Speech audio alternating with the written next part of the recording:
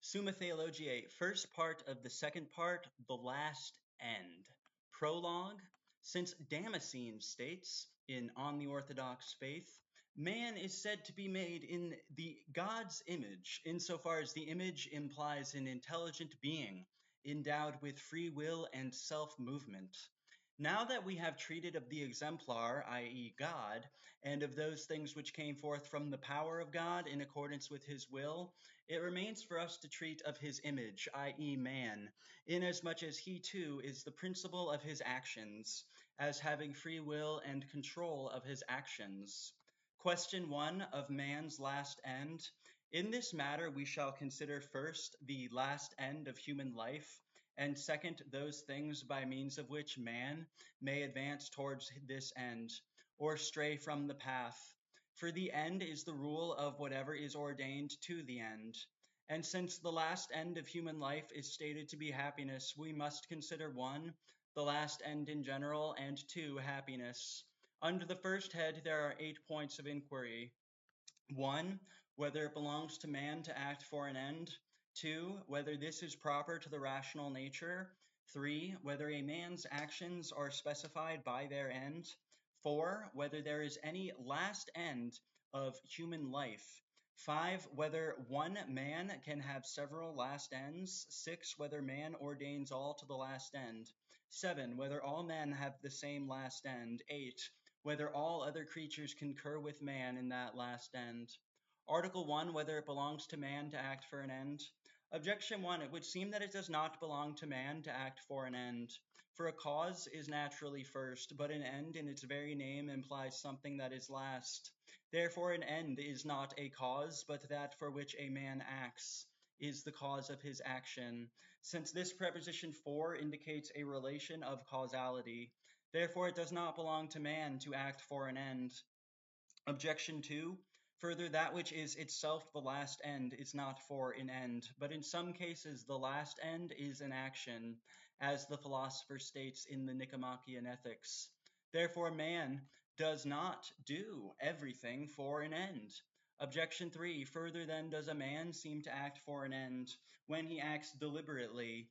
But man does many things without deliberation, sometimes not even thinking of what he is doing. For instance, when one moves one's foot or hand or scratches one's beard while intent on something else. Therefore, man does not do everything for an end. On the contrary, all things contained in a genus are derived from the principle of that genus.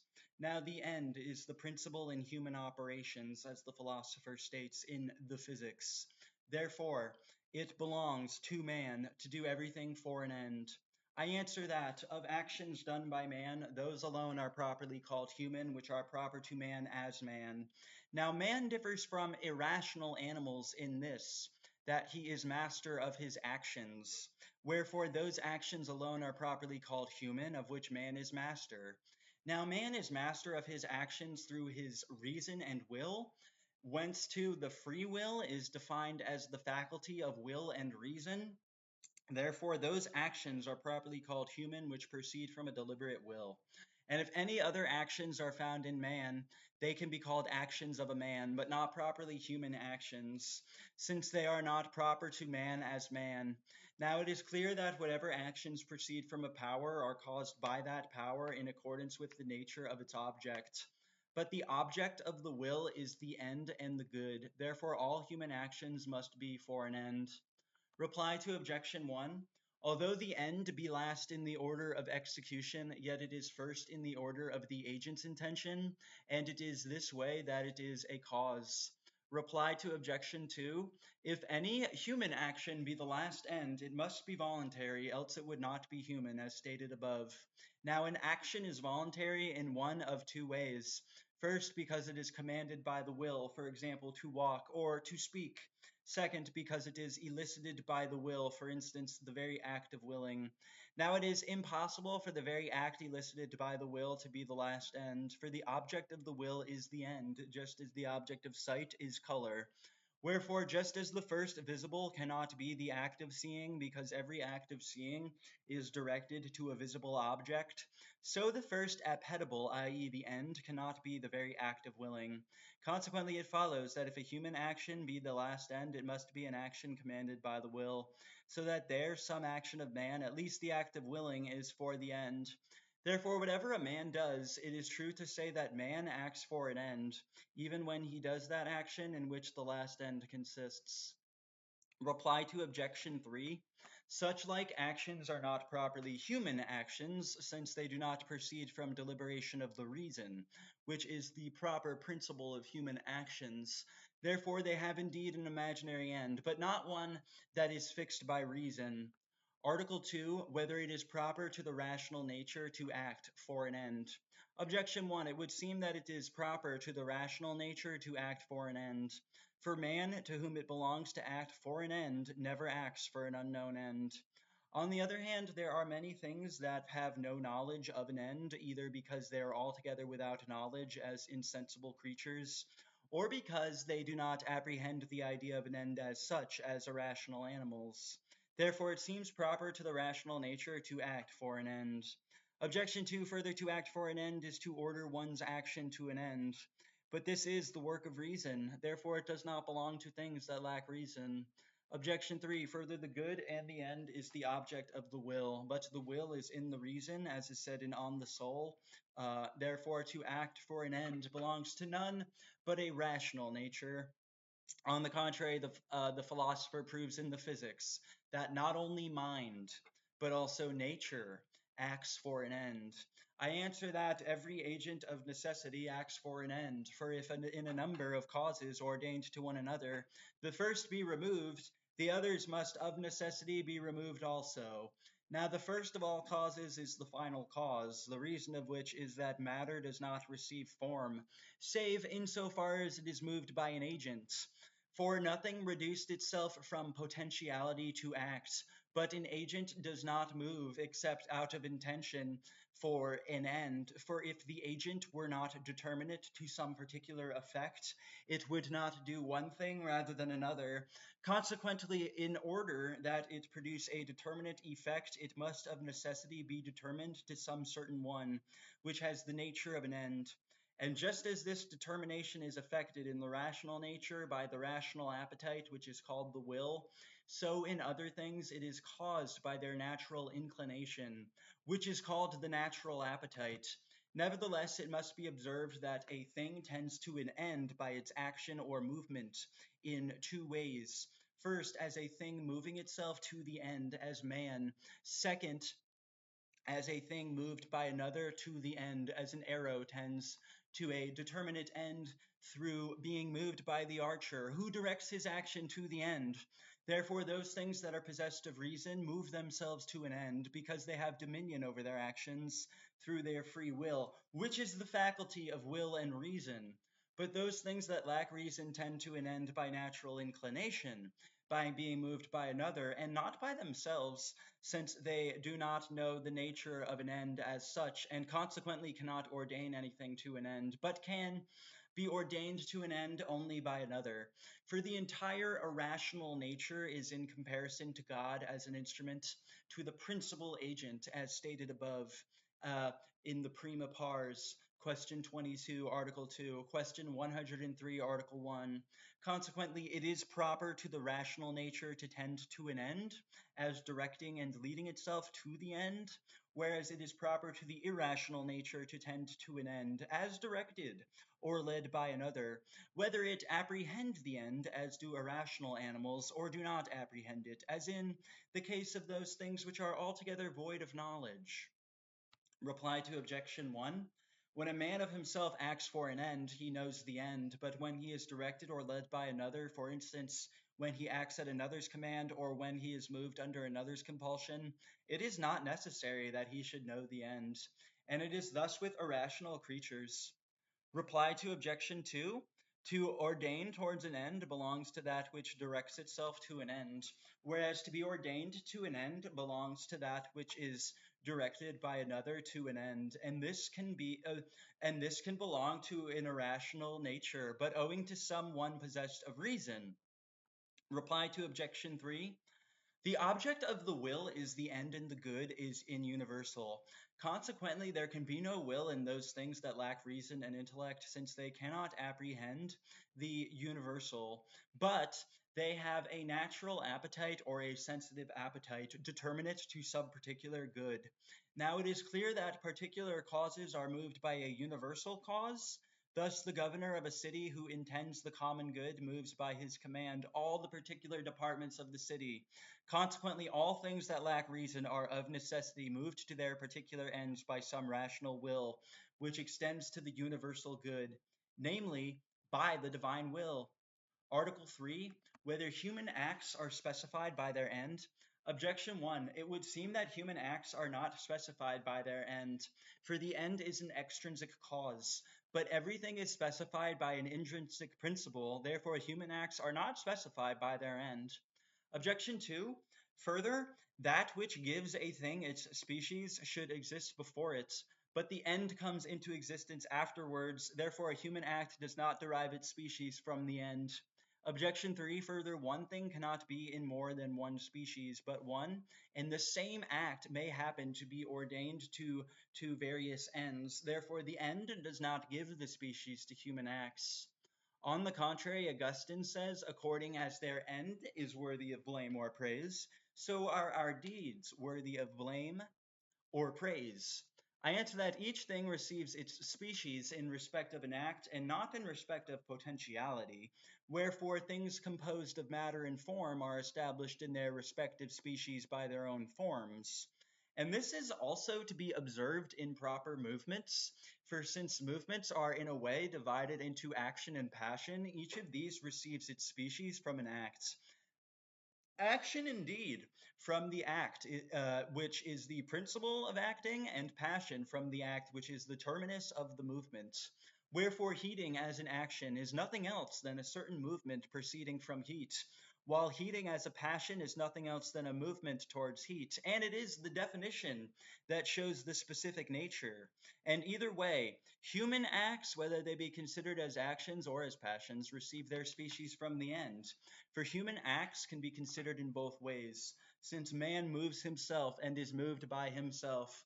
Now, it has been stated above, Article 1, that acts are called human, inasmuch as they proceed from a deliberate will.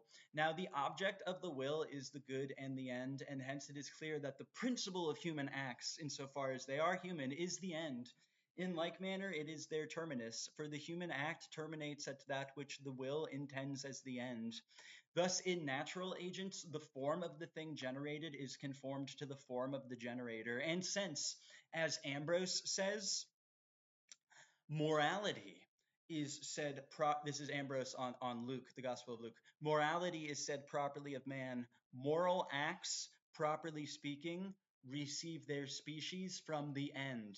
For moral acts are the same as human acts. Reply to objection 1. The end is not altogether extrinsic to the act because it is related to the act as principle or terminus, and it is just this that is essential to an act to proceed from something considered as action and to proceed towards something considered as passion. Reply to objection 2. The end, insofar as it pre-exists in the intention, pertains to the will, as stated above, Article 1, Ad 1, and it is thus that it gives the species to the human or moral act. Reply to objection 3. One and the same act, insofar as it proceeds once from the agent, is ordained to but one proximate end, from which it has its species, but it can be ordained to several remote ends, of which one is the end of the other. It is possible, however, that an act which is one in respect of its natural species be ordained to several ends of the will. Thus, this act to kill a man, which is but one act in respect of its natural species, can be ordained as to an end, to the safeguarding of justice, and to the satisfying of anger. The result being that there would be several acts in different species of morality, since in one way there will be an act of virtue, in another an act of vice. For a movement does not receive its species from that which it is its terminus accidentally, but only from that which is its per se terminus. Now, moral ends are accidental to a natural thing, and conversely, the relation to a natural end is accidental to morality. Consequently, there is no reason why acts which are the same considered in their natural species should not be diverse. Considered in their moral species and conversely. Article 4, whether there is one last end of human life. Objection 1, it would seem that there is no last end of human life, but that we proceed to infinity. For good is essentially diffusive, as Dionysius states. Consequently, if that which proceeds from good is itself good, the latter must needs diffuse some other good, so that the diffusion of good goes on indefinitely. But good has the nature of an end, therefore there is an indefinite series of ends. Objection 2, further, things pertaining to the reason can be multiplied to infinity. Thus, mathematical quantities have no limit. For the same reason, the species of numbers are infinite, since given any number, the reason can think of one yet greater. But desire of the end is consequent on the apprehension of the reason. Therefore, it seems that there is also an infinite series of ends. Objection 3, further, the good and the end is the object of the will, but the will can react on itself an infinite number of times, and for I can will something and will to do it, and so on indefinitely. Therefore, there is an infinite series of ends of the human will, and there is no last end of the human will. On the contrary, the philosopher says in the Metaphysics that to suppose a thing to be indefinite is to deny that it is good. But the good is that which has the nature of an end. Therefore, it is contrary to the nature of an end to proceed indefinitely. Therefore, it is necessary to fix one last end. I answer that, absolutely speaking, it is not possible to proceed indefinitely in the matter of ends from any point of view. For in whatsoever things there is an essential order of one to another, if the first be removed, those that are ordained to the first must of necessity be removed also. Wherefore, the philosopher proves in the Physics that we cannot proceed to infinitude in causes of movement, because then there would be no first mover, without which neither can the others move, since they move only through being moved by the first mover. Now there is to be observed a twofold order in ends, the order of intention and the order of execution, and in either of these orders there must be something first. For that which is first in the order of intention is the principle, as it were, moving the appetite. Consequently, if you remove this principle, there will be nothing to move the appetite. On the other hand, the principle in execution is that wherein operation has its beginning. And if this principle be taken away, no one will begin to work. Now, the principle in the intention is the last in the end, while the principle in execution is the first of the things which are ordained to the end. Consequently, on neither side is it possible to go on to infinity, since if there were no last end, nothing would be desired, nor would any action have its term, nor would the intention of the agent be at rest, while if there is no first thing among those that are ordained to the end, none would begin to work at anything, and counsel would have no term, but would continue indefinitely. On the other hand, nothing hinders infinity from being in things that are ordained to one another, not essentially but accidentally. For accidental causes are indeterminate, and in this way it happens that there is an accidental infinity of ends and of things ordained to the end. Reply to objection 1. The very nature of good is that something flows from it, but not that it flows from something else. Since therefore good has the nature of end, and the first good is the last end, this argument does not prove that there is no last end, but that from the end already supposed we may proceed downwards indefinitely towards those things that are ordained to the end. And this would be true if we considered but the power of the first good, which is infinite. But since the first good diffuses itself according to the intellect to which it is proper to flow forth into its effects, according to a certain fixed form, it follows that there is a certain measure to the flow of good things from the first good, from which all other goods share the power of share the power of diffusion. Um, Reply to objection 2. Sorry, consequently, the diffusion of goods does not proceed indefinitely, but as it were, wisdom 11:21. God disposes all things in number, weight, and measure. Reply to objection 2. In things which are of themselves, reason begins from principles that are known naturally and advances to some term, wherefore the philosopher proves in the posterior analytics that there is no infinite process in demonstrations, because there we find a process of things having an essential, not an accidental connection with one another. But in those things which are accidentally connected, nothing hinders the reason from proceeding indefinitely. Now it is accidental to a stated quantity or number as such that quantity be unity, or unity be added to it. Wherefore in such like things nothing hinders the reason from an indefinite process. Reply to objection 3.